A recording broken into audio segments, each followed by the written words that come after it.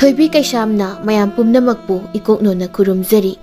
Ngasisu mayamgidamakta anauba wari ama puduna laksari. Wari asibu Thabirakpana Cheng Meetei. Thaina matam amagi warini ningthaupanba lebak amagi khul lekai amada. Yamna nungai yaifaba imung amada poksabi. Yaifabi kaubi leisabi amagi warini. Yaifabigi mabung taret lei mabung taret adu khul lekai aduda ningthaugumna yamna pongna leizai. Aduga yaifabigi imung adu minai su thamlami adubu minai amata kuina leiba amata ngamlamde. Mabung taret tugi mawong matau wangang sangang minai amata thapana leiba yaude. Ngasi su mamana minai ani puduna lai. Hai, dupa taret noi kaida lei. Ima mi thiba yamna waiko mi amata thapana leiba ngamdre. Noi tarege na wong na tawduna. Isa nupa taret pokpabu simadi sakta nusi ing tapi haiba yaba amata hek yaudeba. Taret mag sakta nusi da bangakta mapa laudana. Hoi, isa nupi yaifabi kaktani. Mama ay laudana mina nusiri se. Mama nang chay isa ni he. Mapa ay laudana kaina. Chumbu sumdro nang ginasa nupa taret tubo moy mapa daw na rasiloy na kangdro. Ay lauba nusiba matabu yaubro.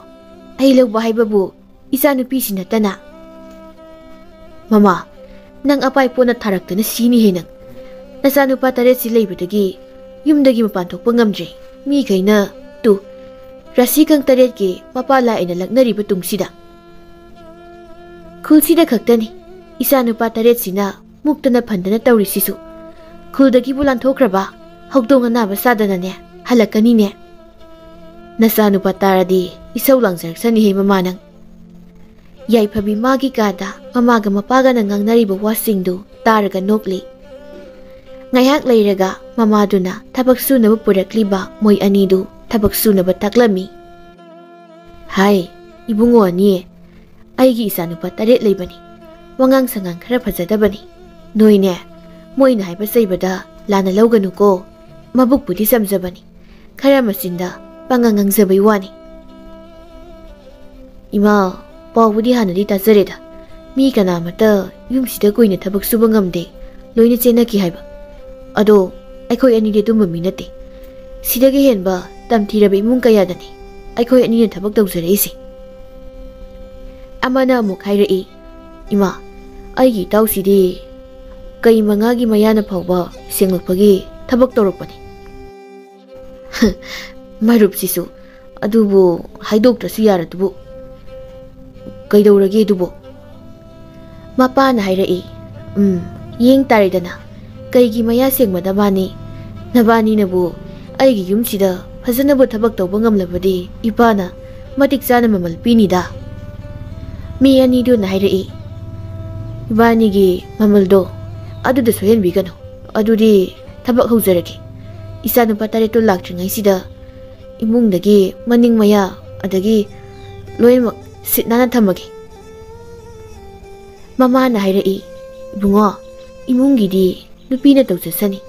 Nabani gidi ne lariba sasan singdo iruzabiba santi sanyum singdokpa.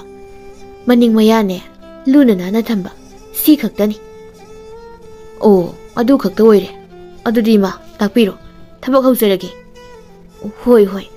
Aduga ne thabak po loiradi pothajawda nabani so. Mama aduna minay anidu sasa laifamduga tawgadaba thabaksing loina takpirami aduga minay aniduna thabak khudingmaktu yamna phajana loisinduna potharami. Ngayak leiraga mabung taret halai sagol amamam tonglaga. Moigi masanupa taret lei haido. Masi oira mali. Masa ka tin ali he. Ningthaudoibu hena moy taret na mandro. Mali bo. Moy nga amgani.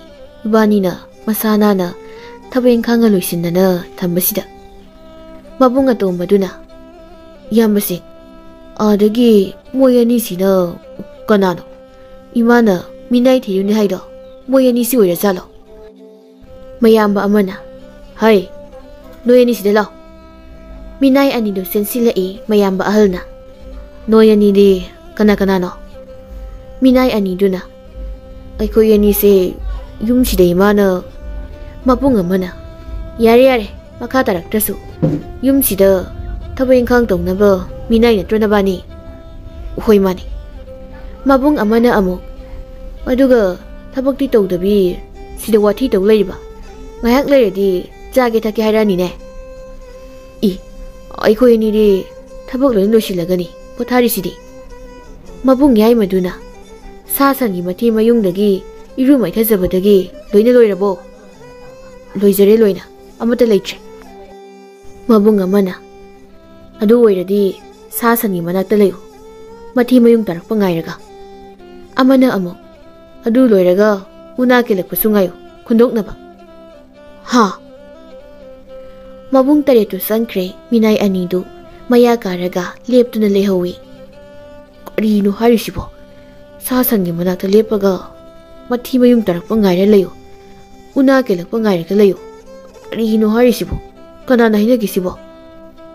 Yengasi nong ninidi. Sidagi sum henjiladi aidi hanagi kai maya singwai thabakto adu oina mu tawjarurage. Hoi, aisu. Adubu minai anidu mabung taretuna siba pakon mayam dune amana amuk ngang amana amuk sei tawbadagi pothaba chaba thakpaga phajana phangdabadagi chayol ama pharakpada yum thadoklaga sen khirami. Mapana kai mangagi maya phengba akan moy anidusu chen khramalene. Machanupa singduna aikhoi imungsida minai oiba lakpa misingse natai chaba mi amate hek laktedako. Mamana hai natai sadrise mi nati noina chila nauni ko mi ka yamdi yame noina chila naunu olaga tankrise adusu thabak phajana tawba mi ngakta. Karino imana minai singdugi misang changbirisibo adugi mathakta nasai koina minai singdo tankiba amta nati moya thabak suba tandana chenkiba ngaktani nema. Yai phabina mani ibung tare na tankiba mata nate moya thabak suba tandana chenjakiba ngaktani. Aikhoigi pukjal khangbirise ichan yai phabi mathantani imaga pabagadi aikhoise phattaba masa oina adum uduna leirabani. Hai yare handaka thabak sunaba mi thirawu kaina ne nama napada gairakanu ko noi adum thijaruso. Yai phabina handakti aiga ibung tare kana thirani imaga pabagadane thihallaroi. Aikhoi chal yai phabitani mabung nungsirisi ado minai do matam khradi thikiroisi moi masana laksagadaba ngaktani lebaga sida thabak su phangdaba chaningai leitaba imung yamne leikhrazani aduna mane thabak tawjage sujage na haiba minai dum lakani da. Mapana hairai lakani noigi wari tabada loina mu hankhini yum yoroktabida akhoi pa sima imaga chapmanai. Asumna numit kharani haukre adubu thabak sujage tawjage haiba miyoi kana matadi laklamde minai leitrabanina yum ingkho sasan sumotpana loirami. Mama tha ma hela phawba thabak subinaba miyoi kana mata hek laktene. Hoida laksu laoida isa nupa taret sigi sakta singsi ubada adubu moti mol ehe aigi yum ingkho se. Naza taretuda hayudana ningthau sadana lamjau sorokta chattana ne laidoi sarukpudi yum ingkho se sengdo o hayo. Naza nupa singsida haidoi saruk mot ki haraga motjara sanuda mama ada nupa masa amadi thongalumna changaina. Kadai asidi pakhang malida pakhang oiradi nasa nupa kaini yaroibo masak matausu phajai nupa se. Mama pakhang oirasu leijarasani yum ingkho se motpada loire nasa nupa khaida khanghandraga loiredana. Nasa nupa khaido leiradi phadauni. Hoi yarisi tumina leyo. Nupa aduna bungo kaidore umna taw leiriduna nangbu kana unage harino natraga thabakiro. Hoi thabakinima ima hoida thabak subam leiragadi nasa sujagi. Mapana leile thabaki thabak ngaktani. Mamana mu hairai ngai ko he moi mapasi su thumankre huranba mi phatab oiramadi hana mukta yengkhisi masak sidabo mandida yamna waba mi mali. Ai hangi. Bungo, nangbu naming kari kaubage, kari lamdagino. Ima, ai mani kauzay. Ima na khaliba fataba mido, ai nasade. Ima, ai tabak suba yahanbiyo. Ai yamna lairaba nupani. Ipa su soinay duna lay. Ima su na duna layri. Aduna, ai na tabak sudragadi, ai gi mungdo, yamna warani. Mapana. Oh, nungsi kreda ko. Hoi hoi, suro tabakto. Ngasidagi, aduga, ipana nangi matik sana, awaman pigani. Ngay ko he, muy mapasidi. Ibungo manibu, nupi tida bro. Tidri ma. Mapana. Adudi, aigi isa nupa taritli. Isa nupi amaga. Moidadi, nang nupi tire. Angang layre haina kumuko. Adugane, aigi isa nupa singado. Rasi kara yaudabani. Wangang sangang su, kara pasadabani da. Ado nangbu, ay tawzagi. Tabuk tu depibiyo. Maniga, mamaga mapaga sanaribu wari singdu, yay pabina tarami, aduga. Manigi awabu wari duda, nungay tabasu paurami. Numitsidagi mani, nupi tiba misaduna, tabak surami. Mabung tarit ki pakon mayam, konti mayam dusu, manina. Mamaga mapagay kalaga, mayok na rami. Ta mahele, yay pabidi. Manigi way kawada haidaba, tabak subano magkan mamataw duda. Manibu nungsiba paurami. Aduga, mabung tarit nasu, manina. Moy tarit kinang naba, tabak lonya tawiba duda. Manibu luna taurami. Mapana, mama. Mani sinahan bay koy da, taani suna. Tabak subami tarine, ha, ko. Mamana, tari mapa, mani se, yamna supaba ngangi. Mabuk mapaw na tapiba, tabak na pariba. Masaksisu, yamna lemi. Aduga ina, kwaidagi nga idi, isa nupa tarit sinasu. Mani se, yam yari ne. Hoy ne, luna ka tawi ne. Sisu, angak pa mani mama. Ado handakti, manigi sana thaknaba cheng hawai singse. Tha amagi oina pikrasi. Manigi mamaga mapaga na lehori pibamdo. As, yamna nungay tabasani ko.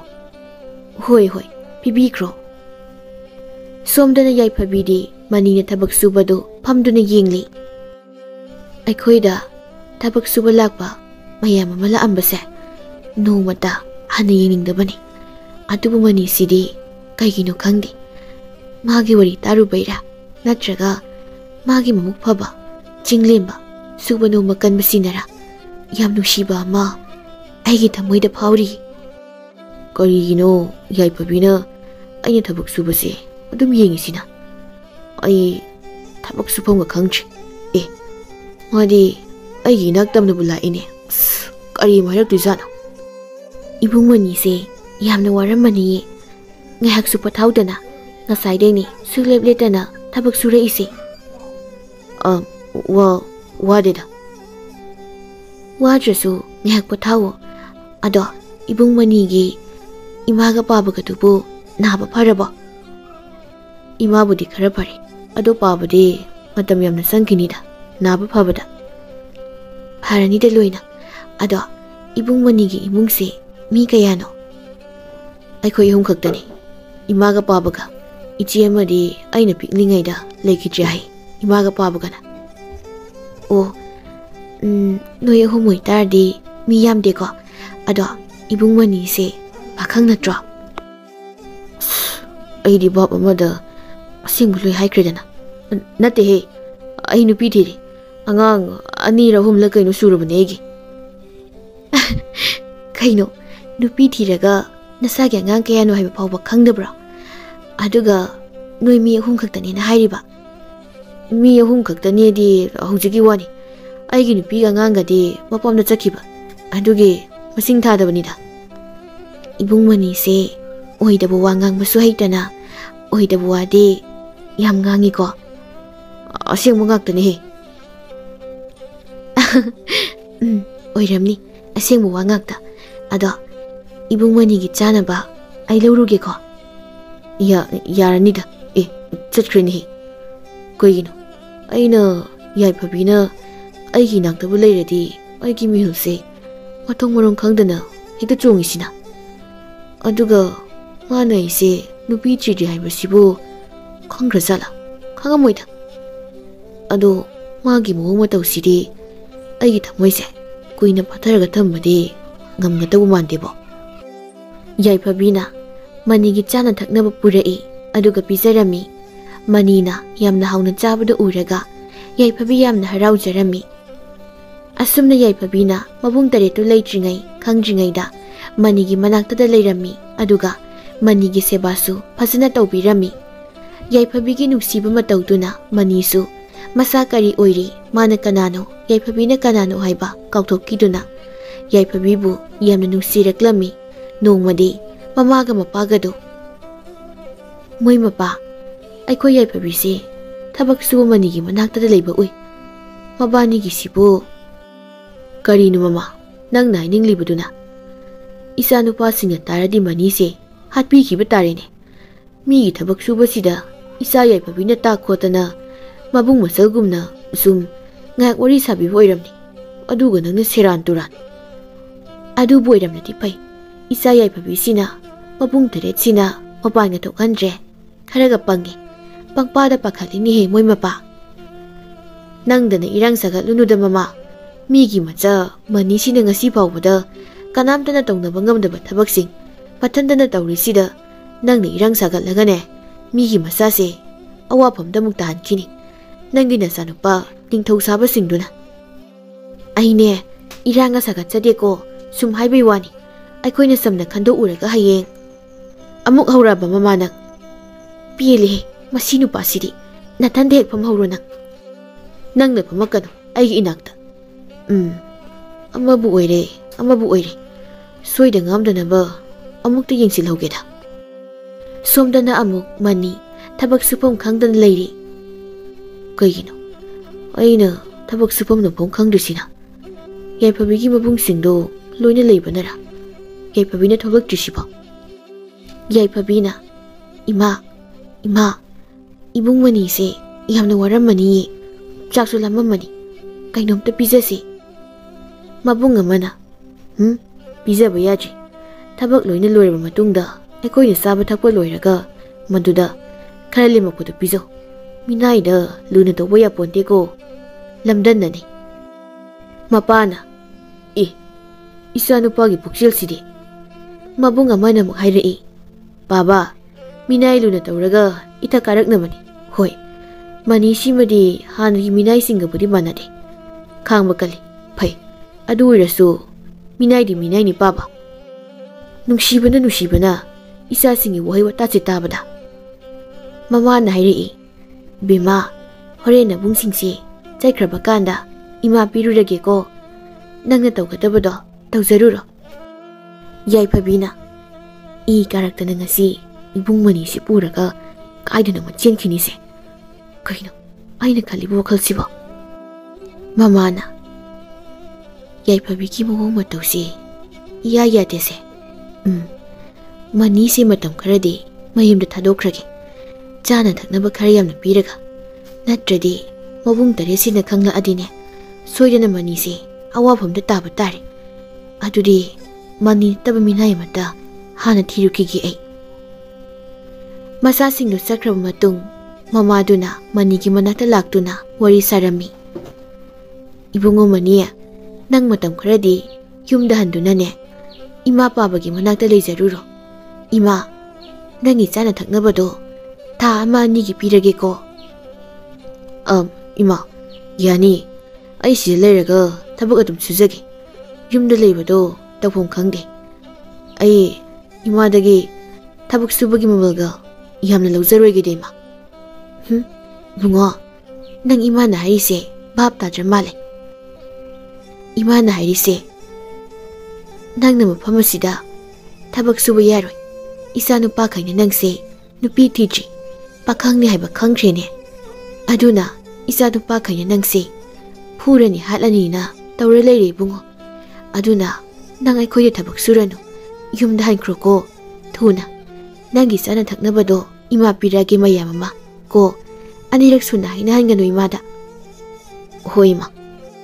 ꯑꯗꯨꯗꯤ hꯧजिक चनब तौरो इचा नुपासिंग लाक्ट्रिङैदा अदुगने होरेन्दो इमा नोइगी युमदा Cheng हवाइसिंगदो थिलहल्लागेको money याइफबिबो अमुक्तंग ओइरबसु उनिंगबना तुंग हन्ना हन्ना येंगलमलगा चनिंगदा थोकी याइफबिना मनीने थोकीबदु उरम्मी अदुना याइफबी मनीबु तानरक्लमी मपाना काइदनो इचा याइफबिना कना चेंथोख्रिसिना अदुगा ममादुना कराइदा मुसाइख्रे करिनोने मोइ mama मसाना तौरिसिबो याइफबी कराइदनोने चेलिबुदुबो इबुंगमनी ngaikhugo mukta याइफबी कराइदनो चलिदुबो आई थोलक्तबी साउरिरा साउदेदा आई युमदा हलगे तौबनी ए कइगिनो इबुंगमनी आइगी नुपीगा अंगांगदो याम कना नायेना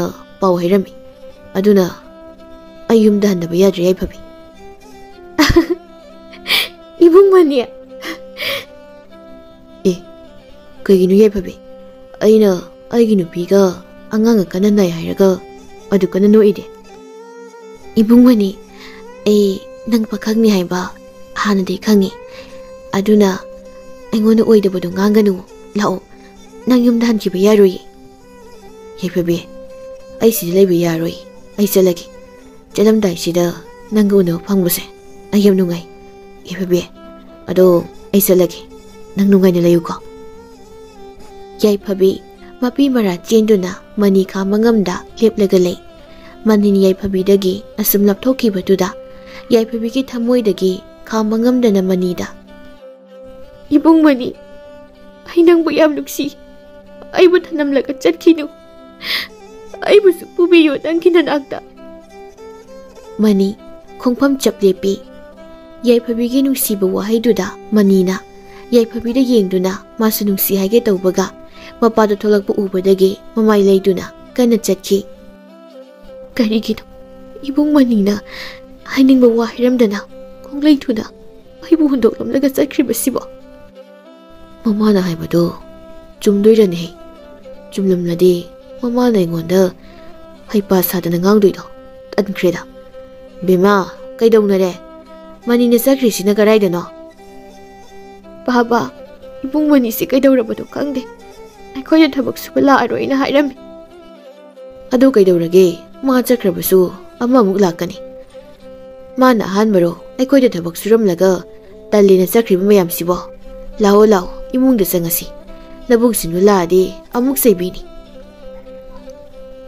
इबुंगमनी से अइगोना करिगम वाखरा हाइनिंगे हाइबा ngamdana करि चक्रिबनो याइफबीसिबो कपिरो ममाना हाइबदो सोइदन चुमनी हाय बेमा लाओनी नंगबो करिमु येंगलिबनो निसाबो बाबा इबुंगमनी से अमुक हन्ना लारोइद्रो अखोइदा मा लाक्ट्रगा कैदौरगे थबक सुबा मिनाय अमगिदमक इसाना वाबिरिदुबो करिगिनो हा इपा हायेंगने थबक सुबा मी 10 पोरके लाओसे पाबुना पोरक्तोइबा थबक सुबा मी 10 दुदा इबुंगमनीदी यावरकद्रा पाबा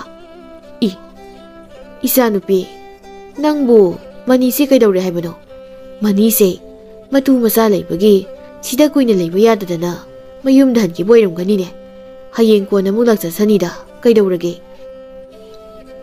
बाबा मनी नुपी थीद्री मा यामना फबा मीनी मामा मपाबो यामना नुसीजबा लाइरबा ओइरबसु मनिंग तमने हिंजबा पाखंगनी इसा नुपी नंगसे खुल लेकाय असिदा ख्वाइदगी नुंगाय फबा नपा आइगे अमता पुक्सबी राजकुमारी गुमना नबुंग तरेनने लूना तौजबी याइफबीनीने मिनाय नुपासिगिदमक्ता इसाना वापगी मथौ ताब्रा हा लाओ लाओ कानादबदने वखल खनगनको चनादब वखल खनगनो नपागा नमागगी मा येंगसिको पाबगी नुंगाय याइफरबा युम मबुंग तरेकी मचन राजकुमारी याइफबी ऐसे युमसे लेबसे यामना वाई कोई पाई पाइदुना मालेम सिनबा थुंगना सानजबा पाम्बा उचेक अमबो अपिकपा सरंग अमदा फारगा थमक पुनसिसे आई पामदी पाबा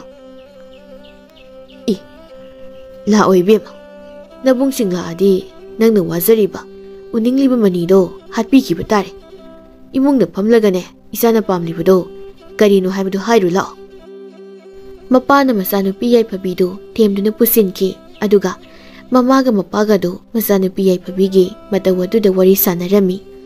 Yaipabidi magi kada mani udabada matwa yamna wana leiri.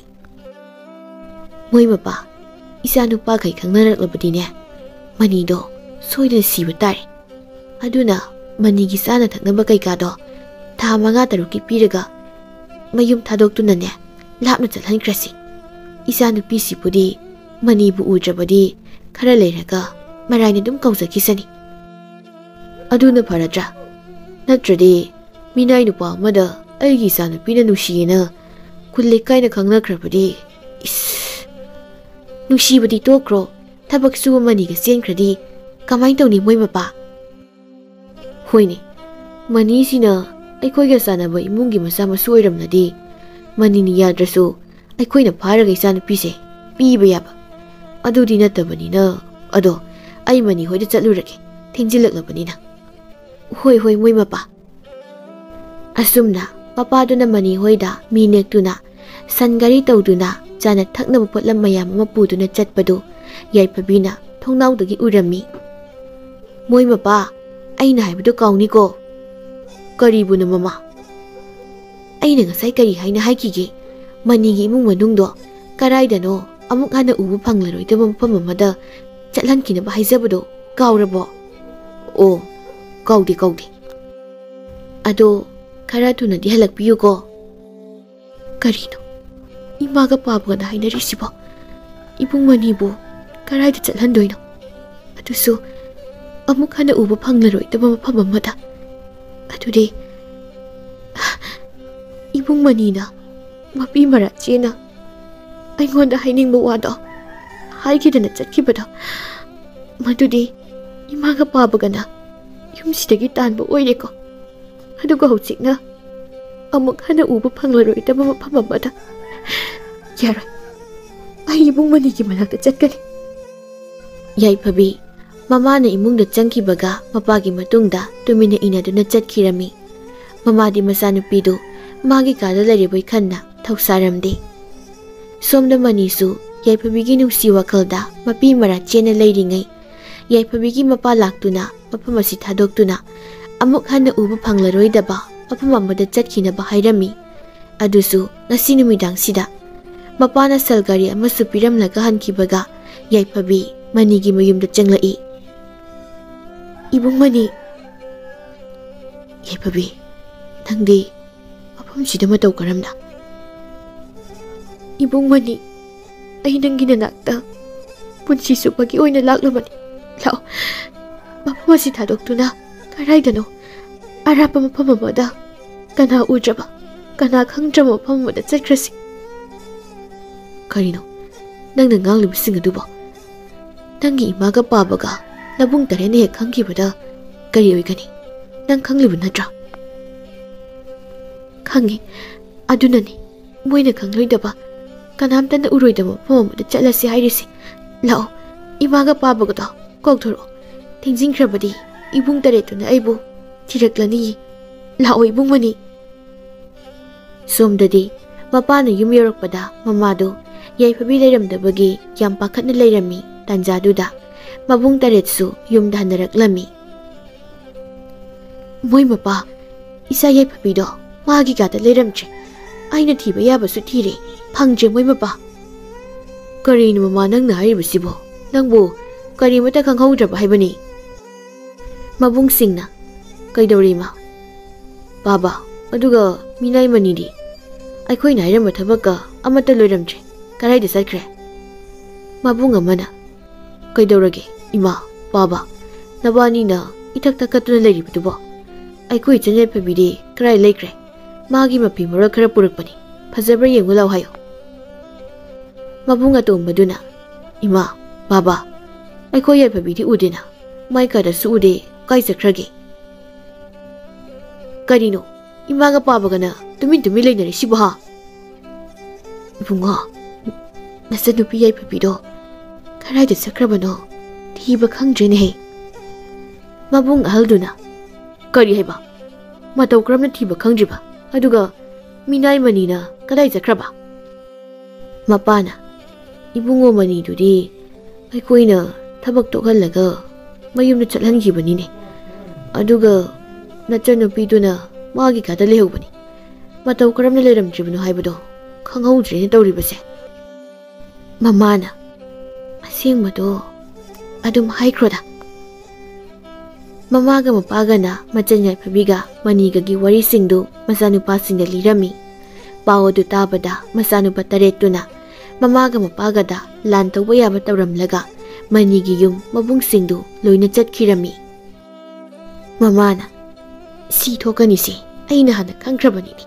Hausikpo karino tawgadoribasibo. Migi masadudi thabak suba leita laira tanba lakjabanido. Ichanupishina yareda isanupidane pangtai dainapino aigi isanupina karibu khangjadoino. Nangsu taningaktreda mama. Mara leijadaba migi laireba masado machanupasingsina karino tawbigadoribasibo.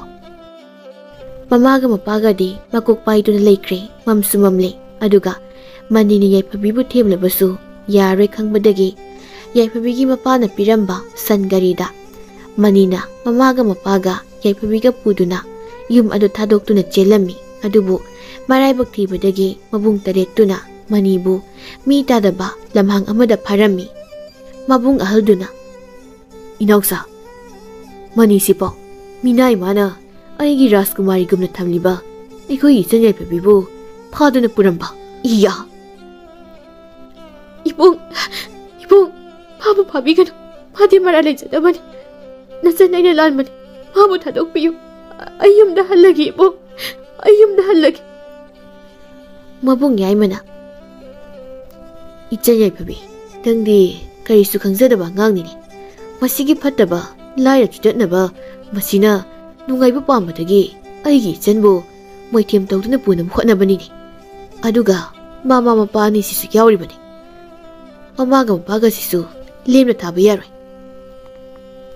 Manina yambasik aigi maga pabagadi thadokpiyo ai khong paiduna haisari. Mamaga mapagana ibungo mani karino tawribasibo isasa aigi isabu thadokpiyune lebak ase thadok laga chachragi. Mabung taretuda moina phana hairabasu yadri tabikhidri madugi mahutta mina khangnadringai hatokro haiduna mabung ahalduna haibadagi yaifabibu phajinduna manibu tamthina phuraga hatlami. Manigi thawa yaudraba hakchangdu ubada yaifabi gyan mangduna wantharami aduga mamaga mapagasu mabungsingduna phuraga hatuna yaifabibu puduna chatkirami. Maniga mamaga mapagadu sangari manaktuda phibam kaina siduna taraga lehaurami. Adubu napan chauba masana masabu ningthongni haina khanjaba mabung taretugi machanupi yaifabina gyan tarakpa mikuptadi yaifabi wakhal joiduna angaobi oina leiramkhirami. Numit kayani hokre tha kaya sukre thadagi chahi helaba phawba yaifabibu mabung taretna phana layenglabasu phakidri.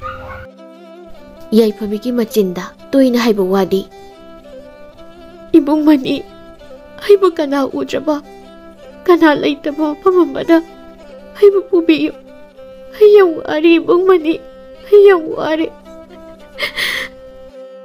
Wahai sidagi atopa wahai amata ngangdana ayengba amada yengduna yaifabi angawba haibadu oikirami. Mabung taretsu hausikti yamna ningamlaktana machanupigi mataudu yengduna kaptuna laikirami.